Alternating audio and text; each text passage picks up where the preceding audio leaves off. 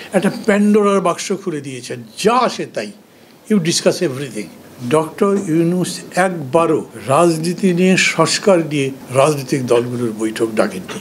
একক মানব কেন, আমিও তো আছি, দাঁড়িয়ে গেছি না, আলাদা করে কথা তো বলছি। সামগ্রিক বিষয়টা এরকম হয়েছে যে আমি মনে করি যে একটা প্যান্ডোরার বাক্স খুলে দিয়েছেন, যা আসে তাই, ইউ ডিসকাস এভরিথিং। তো এরকম করে তো এই প্যান্ডোরার বাক্স বন্ধ করতে পারবেন তো শেষ পর্যন্ত?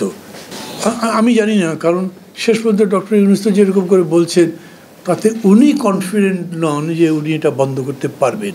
সেই হিসেবে আমি বলছি যে আমরা যত বিষয় নিয়ে বিতর্ক করছি সেগুলো চলতে থাকুক, এবং সেরকম করে কোনো কোনো ক্ষেত্রে আমি যদি বলি যে এটাকে এই জায়গাতেই রেখে দেন। এই যে ধর্মনিরপেক্ষতার কথা বলছিলাম, এখানে এসে আবার শুনলাম বহুত্ববাদ। খুবই একটা মজা হয়েছে। ডক্টর ইউনূস এ পর্যন্ত বোধহয় 4 বার সবগুলো দলকে ডেকেছিলেন বিভিন্ন ইস্যুতে। আমি প্রত্যেকবার বলি, আমি এটা বলতেই থাকবো, ডক্টর ইউনূস একবারও রাজনীতি নিয়ে সংস্কার নিয়ে রাজনৈতিক দলগুলোর বৈঠক ডাকেননি। উনি ডেকেছেন ইস্যু নিয়ে। এখন ইস্যু আপনি যাই দেন, আপনাকে নদীর রচনা লিখতে বলেছে, আপনি নদীর পাড়ে গিয়ে দেখেন গরু হেঁটে যাচ্ছে, তো গরুর ওপরে লিখে দিলেন একটা রচনা। আমরা তো তাই করি। আমাদের খুব প্রতিষ্ঠিত বড় বড় নেতা বক্তারাও অপ্রাসঙ্গিক কথা বলেন বহু জায়গাতে।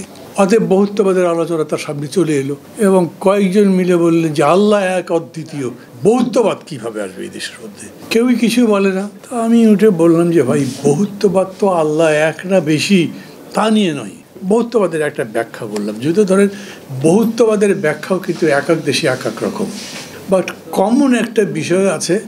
আপনি যখন ডেমোক্রেসি আলোচনা করছেন তখন বহুত্ববাদ মানে হচ্ছে মত যত রকম থাক এগুলোর অ্যাকোমোডেশন থাকতে হবে। ওই যে বলে না, আমি আপনার সাথে একমত না হতে পারি, কিন্তু এই ভিন্ন মতকে ধারণ করা, সেটা যাতে বলতে পারে তার জন্য আপনাকে লড়াই করতে হবে। এটা হলো বহুত্ববাদ সেই অর্থে। আই ওয়াজ ভেরি হ্যাপি যে এটা আমি যখন তাদেরকে বলেছি বা ওই সভার মধ্যে বললাম, তখন কেউ আমার প্রতিবাদ করেননি। কিন্তু পরে আবার দেখলাম বেশ বড় সড়ো দল একটা, তারা বলল তারা বহুত্ববাদে বিশ্বাস করে না। তাহলে এটা নিষ্পত্তি হবে কীরকম করে? বহুত্ববাদ থাকবে কি থাকবে না? ধরের কথার কথা বলছি, বিএনপি বললো না বহুত্ববাদ ঠিক আছে। সোভিয়েত ইউনিয়নের পতনের পরে তো আমেরিকার প্রতিদ্বন্দ্বী কেউ হয়নি, আওয়ামী লীগ তো নাই, এখন বিএনপি একক, তো একদম একক নেই।